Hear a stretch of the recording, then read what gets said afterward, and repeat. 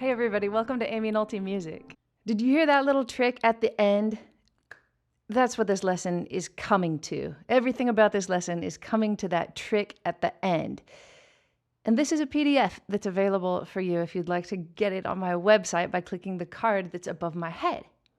I was reminded of this little device when I was on a walk about a month ago and I was listening to the album with Oscar Peterson and Sarah Vaughan called How Long Has This Been Going On? It's a great album, one of my favorites.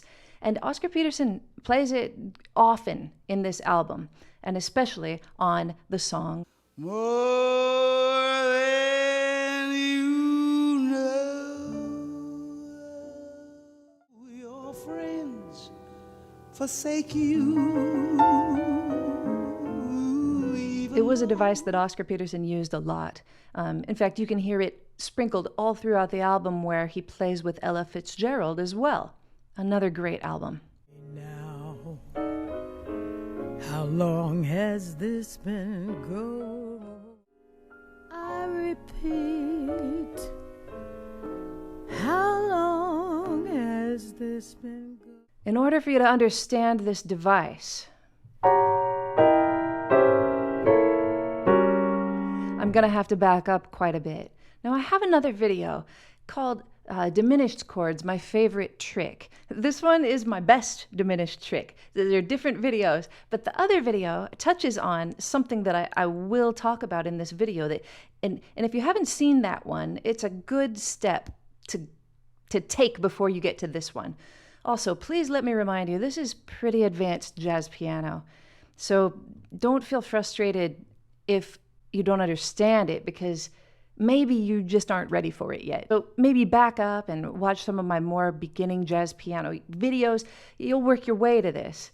But also, I mean, it is an 8-page PDF with this little exercise that I wrote in every single key for you. Let me tell you about the exercise. I don't know if you recognize the chord changes, but I took them from I've been so many places in my life and time. yeah, it's A Song for You. And I really liked the changes to it. I wanted to make the exercise something fun, and I think that these changes are ones that everybody can dig. So I just wrote a little melody on top of those chord changes. I know that those of you who really dive into this are going to really dive in, and I didn't want your significant others, roommates, neighbors to get sick of your exercise. So this one's beautiful, I hope. All right, let's talk about diminished chords. To build a diminished chord, and I'm gonna go fast here, we have a stack of minor thirds. 1, 2, 3, 3 semitones, 1, 2, 3, 1, 2, 3, or half steps to build it. You can build this one.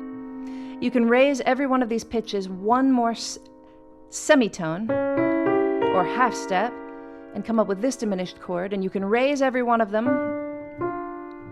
one more half step and come up with this one. But as soon as you raise them one more time, you're right back where you started, except the C is on the top. If we take the C and put it on the bottom, you have the exact same diminished chord, just in its first inversion.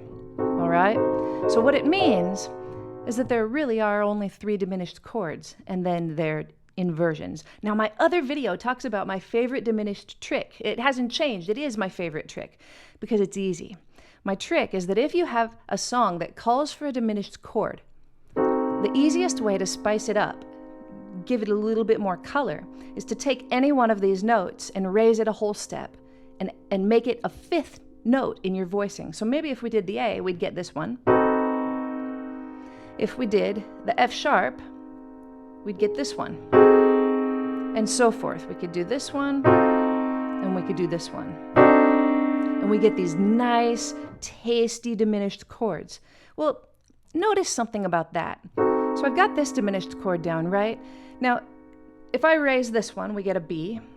Raise it a whole step, right? I get a B. If I raise this one a whole step, I get a G sharp. If I raise this one a whole step, I get an F.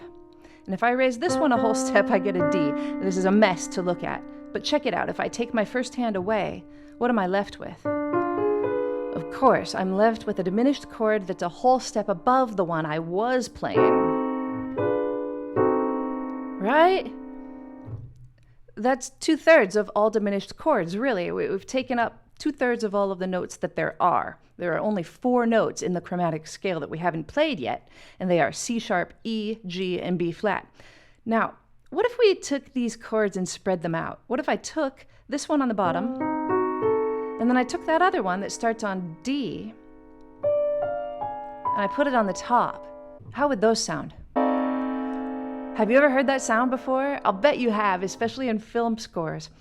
But it's a great sound.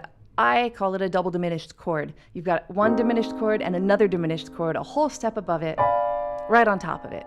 Now, you could also take the B and put it on the bottom and have them right close to each other.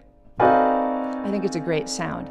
And you might have heard this sound before in a descending fashion, where somebody plays it to maybe to fill up a hole in the song that they're playing, like something that leads you somewhere, and they do it like this. Then they take it and they drop it one. They take it and they drop it another one. They drop it another one. It's a little hard to do that quickly because you have to think about both diminished chords in all of their inversions at the same time. It's tricky. And it's also, I mean, it's a fat, sweet sounding chord, I think. But it is fat. It's huge. It's foreboding. It's a lot. It's a lot to think about. Some of you might be looking at this double diminished chord and thinking, well, Aimee, those are just the notes of the octatonic scale. What? Yes, these are the notes of the octatonic scale. That's right. So this is what we're talking about. Let's, for the sake of your eyes, because I'm going to put a little visual on the screen at this point, let's lower this one. Let's put the A on the bottom, and then we've got this one. All right, now, if we stack these back up the way that they were, we've got the A, the B, the C, the D, the E flat, the F sharp, the G sharp. That's all of the notes, right? Here's one diminished chord, here's the other diminished chord. It's exactly what we've been working with. But these are the notes of a whole half diminished scale or octatonic scale. That's built by going whole step, half step, whole step, half step, whole step, half step, whole step, half step. The neat thing about these notes is that if we think about them in a different way, we can play them over some different dominant chords. Let's spread them out again. One way to figure out which dominant chords this kind of double diminished sound or octatonic voicing sound will work over is to ask yourself, what are some root notes that we could put down here that would turn this into an altered dominant chord? Just for kicks, let's think about the notes that are not being played here. So G is one of them. Would G work as a root note for this crazy chord? Well, the thing that's going to tell us that it won't work is the fact that there is a C in the chord and an F sharp in the chord, this lovely tritone. It won't work for G7. We're looking for altered dominant sounds here. So the crazy thing that happens is that any of the notes that are not played in this chord, in this huge chord, so G, B flat, C sharp, and E, are notes that will not work as root notes for this chord. Let's just try one more for the heck of it. B flat. Now the reason it won't work for B flat, you can see it right away. There's no A flat in the chord. For a B flat 7 chord, you need an A flat, not an A. And we also have the fourth of the chord, which is no bueno. All right, let's check out some of the notes that we do have down. Let's check out these notes. What if we were to put an A flat on the bottom of this chord? Can you hear some context there? We've got the flat 9, we've got the 3, the 5, the flat 7, the root, the flat 9, the flat 5, and the 13. Now the cool thing is if we take any of these notes and put them as bass notes, these exact notes, the exact numbers will show up no matter which note we put on the bottom. So let's try a B. If we put the B on the bottom, it's a great sound too, right? We've got the 7, or the flatted 7th, the flatted 9th, the 3rd, the 5th, the 13, the flatted 9, the 3 and the 5, the exact same notes that we had when A flat was on the bottom. So the exact same thing happens. We've done it with A flat and with B. If we did it with D, if we did it with F, each of these notes would take on a different role, but it would be one of those 8 roles that we've just named. It's a beautiful thing. What if we were to take some of the notes that are in this chord here? Like what if we took C, for example?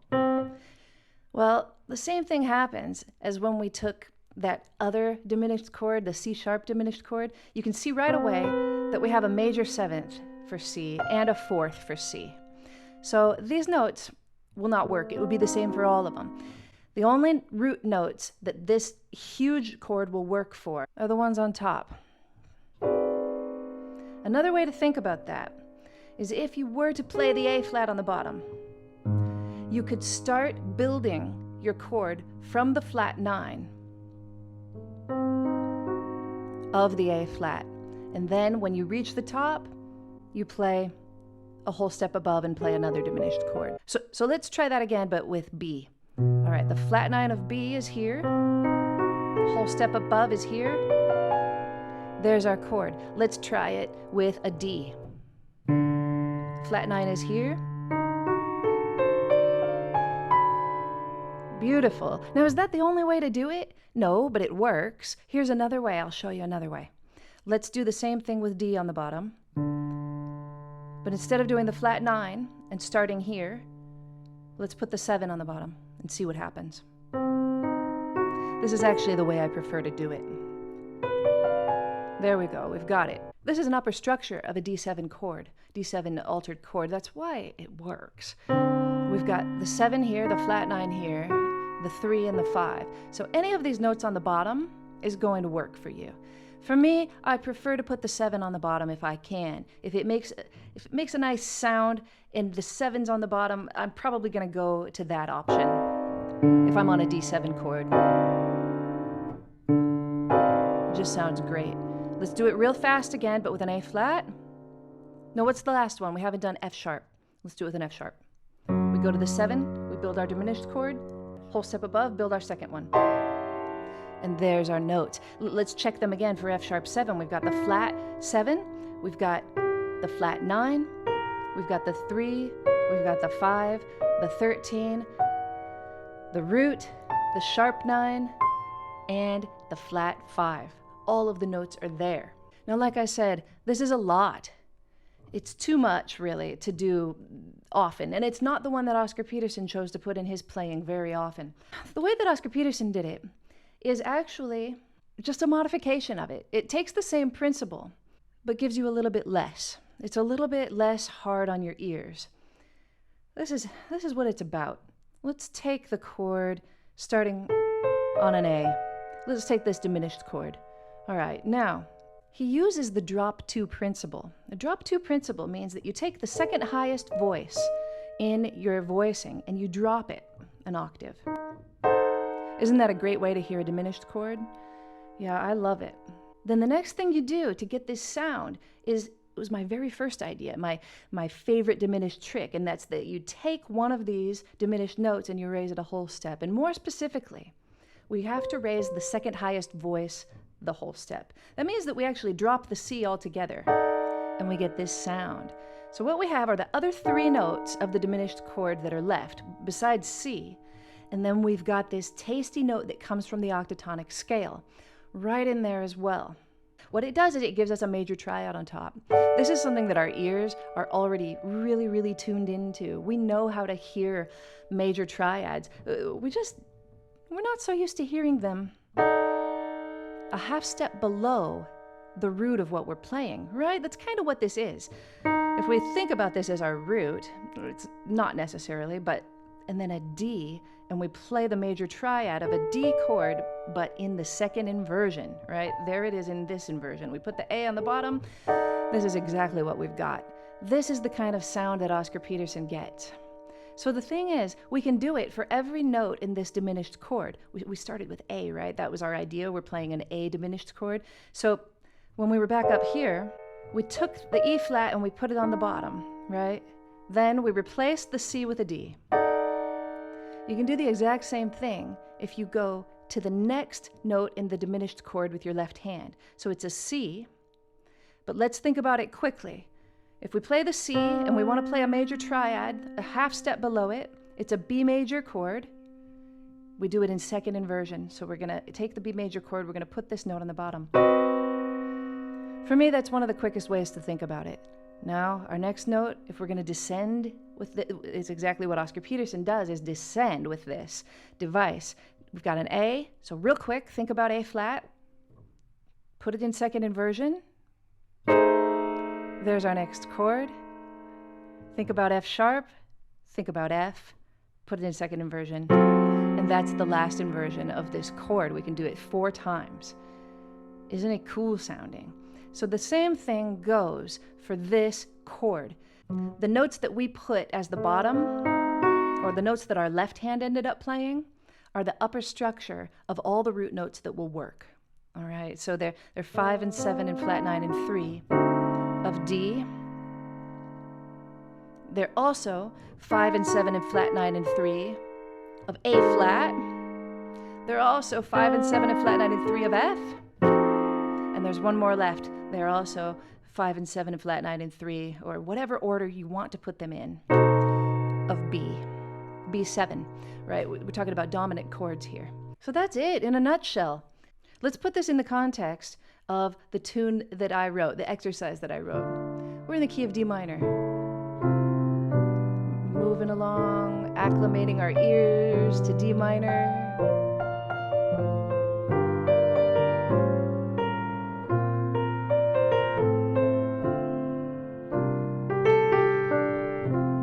We actually end up in F. But to come back to D minor, we need an A7 altered chord, right? A beautiful A7 altered chord. So let's think about it. Like I said, the way I like to think about it best is I like to put the 7 on the bottom, think about half step below it. That's my triad. I put it in second inversion, and there's my first chord. It takes a while for your brain to process all of this and to come up with it quickly, to be like, oh, here's an A7 chord. Boom, that's where I'm going to land. It takes a while. That's why I have it written for you. And also the spellings on the worksheet are a little unorthodox, but I wrote them so that you can see these major triads clearly. F sharp major, E flat major, C major, and A major. We actually haven't talked about these in this way. If we start with the F sharp major, all we're doing is descending these major chords that are in second inversion. We're descending them by minor third. So we do this one, this one, this one, and this one. But of course, this isn't the note that we play on the bottom. If it was, this would be a lot more of an easy exercise, I think. But it's not, right? So we don't have F sharp on the bottom. We've got a G on the bottom. Then when we play E flat, we've got an E on the bottom. Now, I like to just set my left hand up to do this right at the beginning.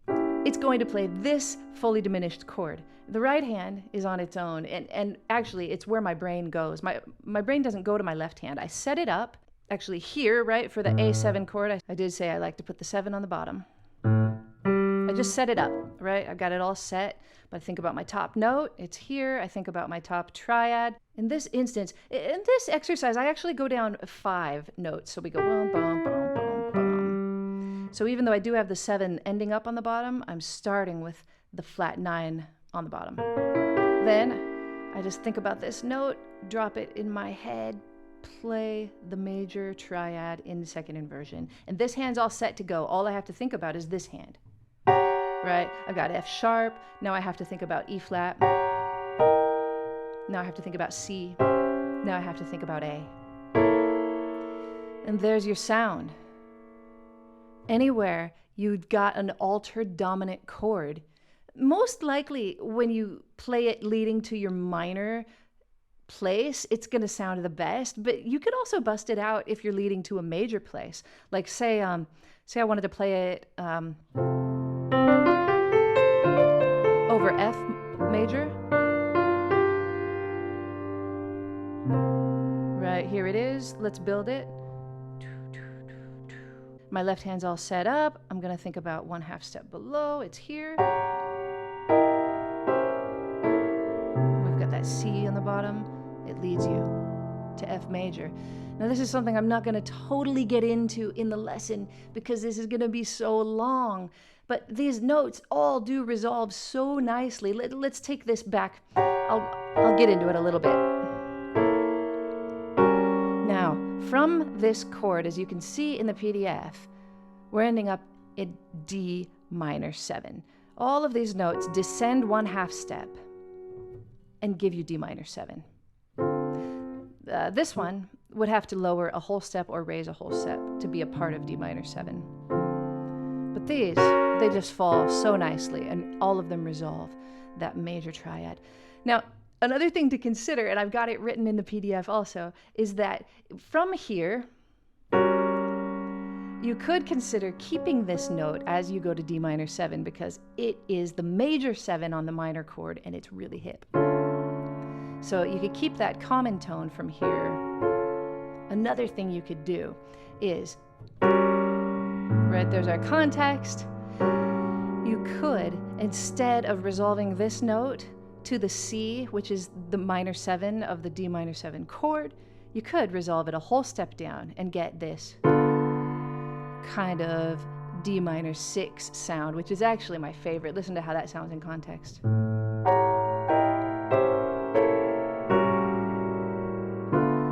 Ooh, sexy, like James Bond. So there you go. I don't know what to call them.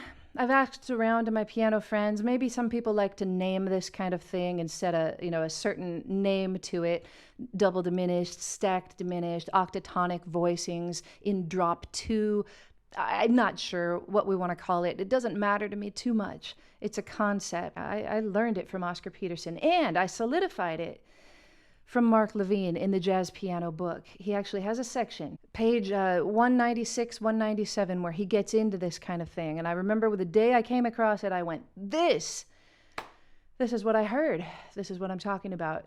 That's the end of the lesson. I know it's a beast, isn't it? There might be a couple of things I didn't touch on. I was trying to go quickly. But talk about them in the comments. If there's anything I missed and you would like to talk about. If you have a name for this, go ahead, name it. I don't like to pretend to have names for things that I don't really have names for. Of course, one thing I didn't mention was once you have this in your fingers, in one of the iterations of it, that'll work for 4 different roots. So really, you're only learning 3 different iterations of this device, and you've got all of your 12 keys covered. It just kind of depends on what inversion you like to hear it in. And that's why I've made the PDF, so that you can see how it looks in all the keys this way. And I hope you have fun with it and find lots of places where you can place this device so you can sound like a boss, just like Oscar Peterson. Thanks for watching, everybody. I'll see you next time on Aimee Nolte Music.